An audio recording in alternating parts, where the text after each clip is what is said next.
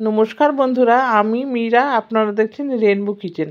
আজকে আমি আপনাদের সাথে শেয়ার করব খাসির মেটে চচ্চড়ি। তার জন্য আমি খাসির মেটে ছোট ছোট করে কেটে ধুয়ে রেখেছি। এবার আমি লবণ আর হলুদ দিয়ে আর দেবো 1.5 কাপ মতো দুধ দিয়ে আমি মাইক্রোওভেনে সেদ্ধ করে নেব 20 মিনিট। আমার রেসিপিটি যদি আপনাদের ভালো লাগে তাহলে লাইক, কমেন্ট, শেয়ার করবেন। আর নতুন বন্ধুদের বলছি, প্লিজ সাবস্ক্রাইব করে আমার পাশে থাকবেন। পাশের বেল আইকনটি ক্লিক করে অল বোতামটি প্রেস করে দেবেন, তাহলে সমস্ত ভিডিওর নোটিফিকেশন আপনাদের কাছে পৌঁছে যাবে সবার আগে। আর পুরনো বন্ধুদের অনেক অনেক ধন্যবাদ আমার পাশে থাকার জন্য। আপনারা চাইলে এমনি কড়াই করেও সেদ্ধ করে নিতে পারেন। এবার একটা কড়াই বসিয়েছি, কড়াইতে দিয়ে দিয়েছি সর্ষের তেল। তেলটা গরম হয়ে গেলে আমি ছোট ছোট করে আলু কেটে রেখেছি, আলুগুলো আমি ভেজে নেব। এইভাবে মেটে চচ্চড়ি রান্না করলে না দুর্দান্ত লাগে খেতে। আপনারা অবশ্যই একবার ট্রাই করে দেখবেন কেমন লাগে।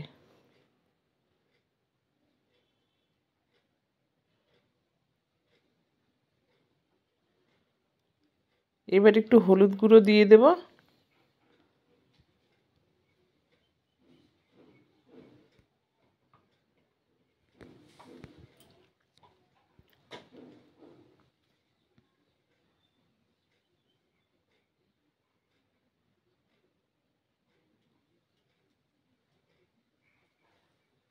আলুগুলো ভাজা হয়ে গেছে, এবার আমি তুলে নেব।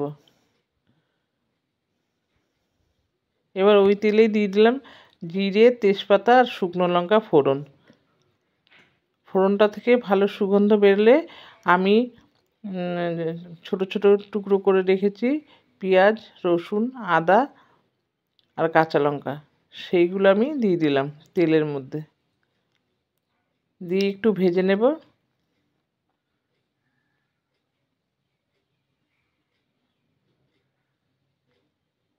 দেখুন অনেকটাই ভাজা ভাজা হয়ে গেছে।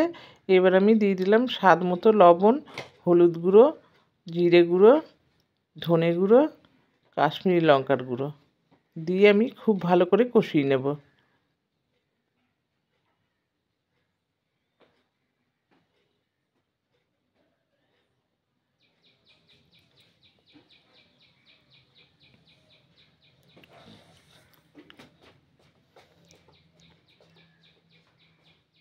কষানো হয়ে গেছে, এবার সেদ্ধ করে রাখা মেটেগুলো দিয়ে দেব।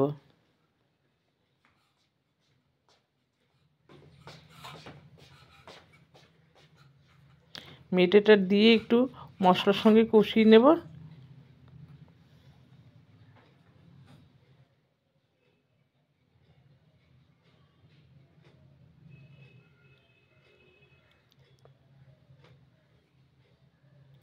এবার আমি ভেজে রাখা আলুগুলো দিয়ে দেব।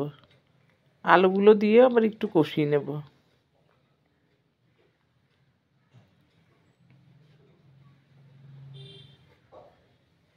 মশলা থেকে তেল ছেড়ে দিয়েছে।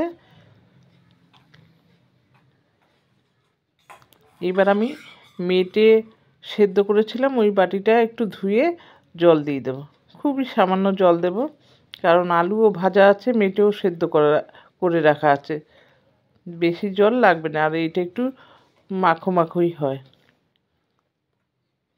খুবই সামান্য জল দিয়েছি, হাফ কাপের থেকেও কম। এবার ভালো করে নেড়েচেড়ে একটু ফুটিয়ে নেব।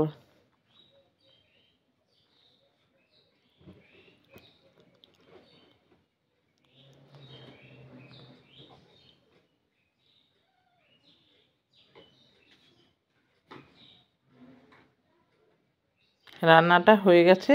এবার উপর থেকে গরম মশলা গুঁড়ো ছড়িয়ে একটু নেড়েচেড়ে আমি সার্ভ করে নেব।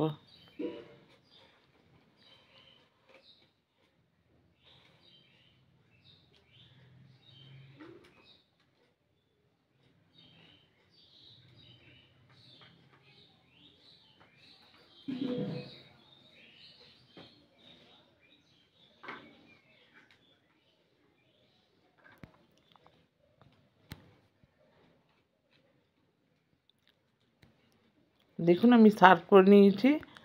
আবার দেখা হবে পরবর্তী ভিডিওতে। ভালো থাকবেন, সুস্থ থাকবেন। ভিডিওটি দেখার জন্য অনেক অনেক ধন্যবাদ।